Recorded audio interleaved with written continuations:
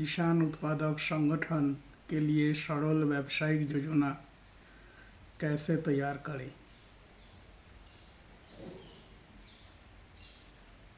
FPO में व्यवसाय योजना की आवश्यकता को लेकर अगर हम लोग बात करते हैं तो ये खंड किसान उत्पादक संगठनों के लिए संरचित व्यावसायिक योजना की महत्व को रेखांकित करता है।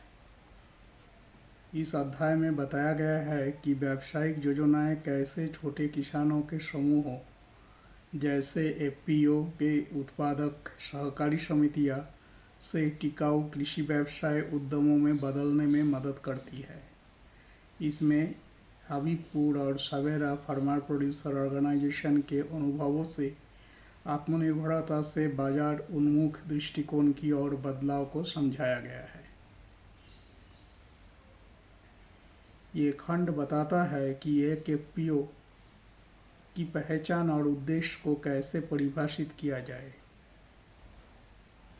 कुछ एफपीओ के उदाहरणों के माध्यम से इसमें समझाया गया है कि मिशन स्टेटमेंट कैसे किसानों की आकांक्षाओं को दर्शाता है और कैसे आय दुगुना करना या महिला नेतृत्व वाली बकरी पालन को बढ़ावा देना जैसे लक्ष्य केंद्रित योजना को दिशा दिया जा सकता है।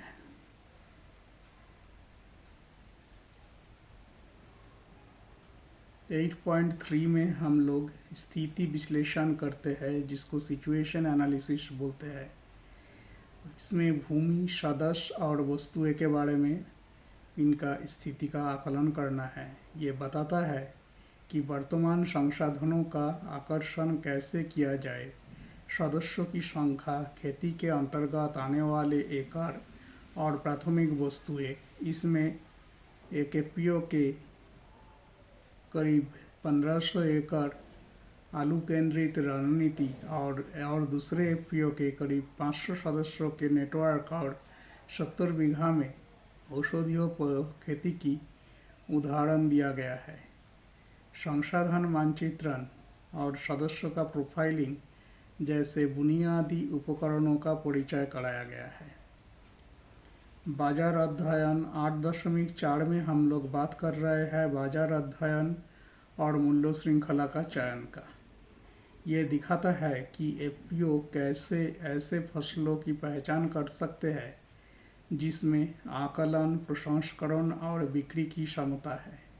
इसमें मूल्य श्रृंखला व्यवहार्यता विश्लेषण जैसे एक एफपीओ का आलू लाभप्रदता का शीट या दूसरे कंपनी की 180 मीट्रिक टन आलू प्रसंस्करण इकाई प्रस्ताव को शामिल किया गया है। इसमें विभाजन, खरीदार प्रोफाइलिंग और मांग आपूर्ति तक को भी दिखाया गया है। आते हैं भाग 8.5 में, जहां लागत निर्धारण और राजस्व का अनुमान हम लोग कर रहे हैं। ये टेम्पलेट का उपयोग कर बुनियादी वित्तीय योजनाएं तैयार करने की प्रक्रिया बनाया जाता है। इसमें प्रति एकड़ लागत जैसे आरोही के नाम के जो प्रोड्यूसर कंपनी है उनका 42,400 रुपया करीब प्रति एकड़ पड़ रहा है आलू का खेती के लिए। और लाभ गणना यानी कि जैसे 1,17,540 रुपया प्रति एकड़ मार्जिन इस खेती से होना है और विस्तार की रणनीति भी शामिल है। वैसे ही दूसरा जो हबीबपुर की एफपीओ के बारे में बताया गया है उनका 3 उद्यम यानी औषधियों पौधे, पोल्ट्री और बकरी के लिए विस्तृत 5 साल का अनुमान का कुल लागत, राजस्व और परिचालन अधिशेष योजना समझाने के लिए दिया गया है।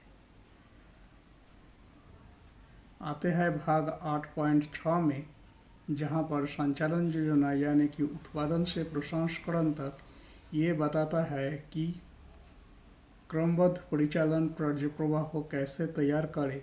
उत्पादन प्रथाएं, खरीद बिक्रिया, भंडारण, परिवहन और प्रसंस्करण, सुखाना, ग्रेडिंग, पैकेजिंग। इसमें हबीबपुर को औषधियों, जड़ी बूटियां की कटाई और सुखाने की प्रक्रिया तक बकरी, पोल्ट्री अवधारणा मानकों का उपयोग कैसे टेम्पलेट के रूप में किया जा सकता है इसके बारे में बताया गया है।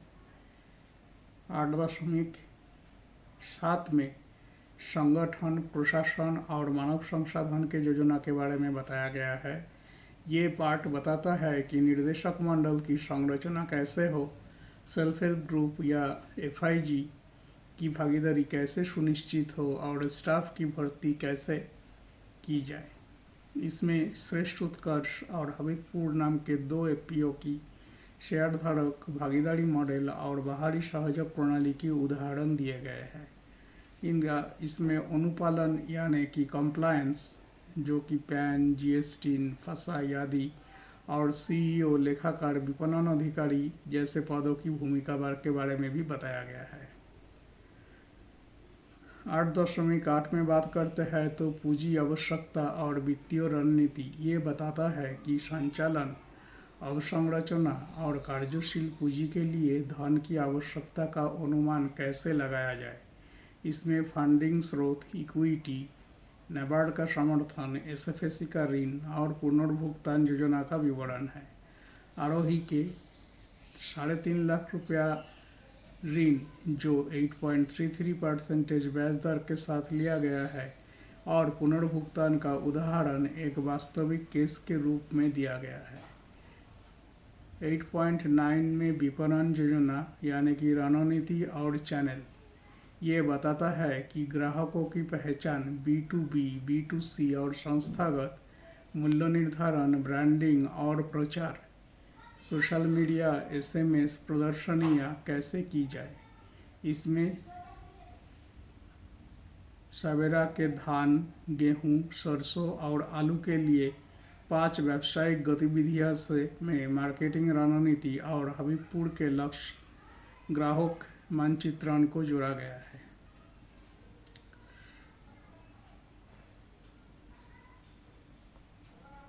8.10 में जोखिम आकलन और शमन ये SWOT और जोखिम शमन को समझाता है। जलवायु जोखिम, बाजार में उतार चढ़ाव, रोग फैलाव, हबीबपुर की पोल्ट्री और बकरी खंडों में स्वास्थ्य जोखिम और संसाधन, बीमा, उचित नस्ल चयन, रोग निवारण को वर्णित किया गया है। आरोही के ब्रेक इवन गणनाएं लागत नियंत्रण द्वारा जोखिम नियंत्रण की दर्शाने के लिए दिया गया है।